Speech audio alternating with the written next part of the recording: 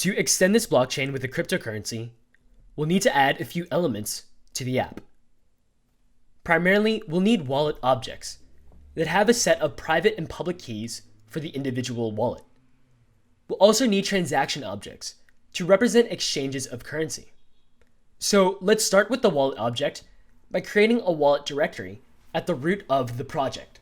So let's make the wallet directory. And then we'll start it off with an index.js file, which will be the default file for the wallet directory and will also be used to contain the wallet class. So within this file, let's create a wallet class with an empty constructor for now. Every wallet instance will have 3 fields. So first we have a balance. Don't set it to anything yet, but you can go ahead and write it down. Second, they all have key pair objects, which for now we'll set to null.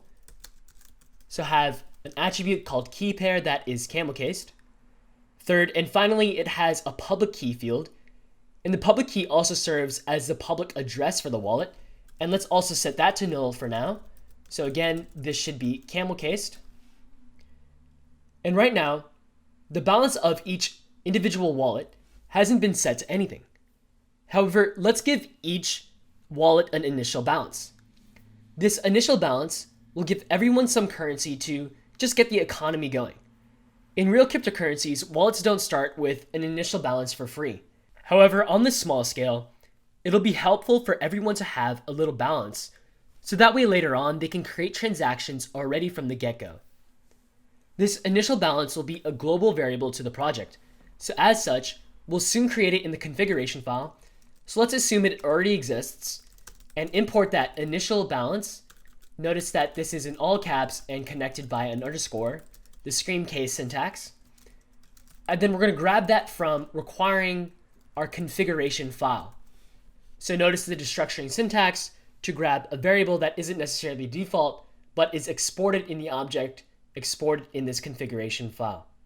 All right, with this initial balance, we can set every balance of a wallet to that initial balance in the constructor.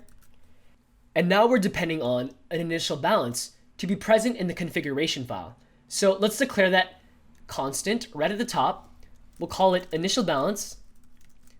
And how about giving everyone 500 currency and make sure to also share it in the exported object as well. Great, so we now have an initial balance within the project. Make sure everything is spelled correctly.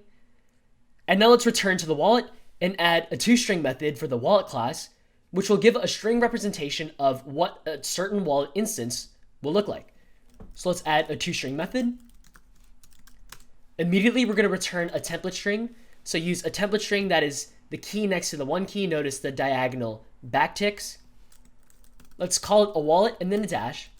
And then on the next line, we're going to print the public key of the wallet. With a $sign and curly brace, we can interpolate in a variable. And let's call this .public key. And then also use the toString form of the public key, which will soon be an object with its own toString method and other various methods. Likewise, we'll also want to print out the balance. And here's some spaces to keep the colons aligned. And then we'll insert this .balance. So overall, the toString function returns the wallet. It also inserts the public key as well as the balance for a specific wallet. Finally, let's make sure this wallet class is shared by exporting it as the module equals wallet. Great. That completes a basic wallet class.